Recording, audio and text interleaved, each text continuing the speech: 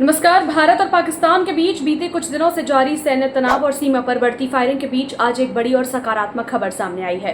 दोनों देशों के डीजीएमओ के बीच सीधा संवाद हुआ, जिसके बाद यह तय किया गया कि आज शाम 5 बजे से थल, जल और वायु तीनों मोर्चों पर सभी सैन्य कार्यवाही और गोलीबारी को तुरंत प्रभाव से रोका जाएगा। भारतीय विदेश सचिव विक्रम मिस्री ने पुष्टि करते हुए बताया कि यह फैसला दोनों देशों के बीच आपसी चर्चा और सहमति से हुआ है और सभी संबंधित सैन्य इकाइयों को इस समझौते का पालन सुनिश्चित करने के लिए निर्देशित कर दिया गया है। Director General of Military Operations of Pakistan called the Director General of Military Operations of India at 15:35 hours earlier this afternoon.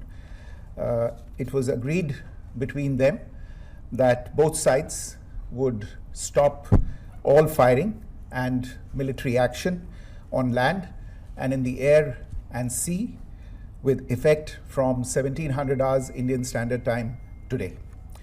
Instructions have been given on both sides to give effect to this understanding. The Directors General of Military Operations will talk again on the 12th of May at 1200 hours. Thank you. इस बीच America के पूर्व राष्ट्रपति Donald Trump ने इस मुद्दे पर एक और बड़ा दावा किया है। उन्होंने ट्रुथ सोशल पर पोस्ट करते हुए कहा कि भारत और पाकिस्तान पूर्ण और तत्काल युद्ध विराम के लिए सहमत हो गए हैं।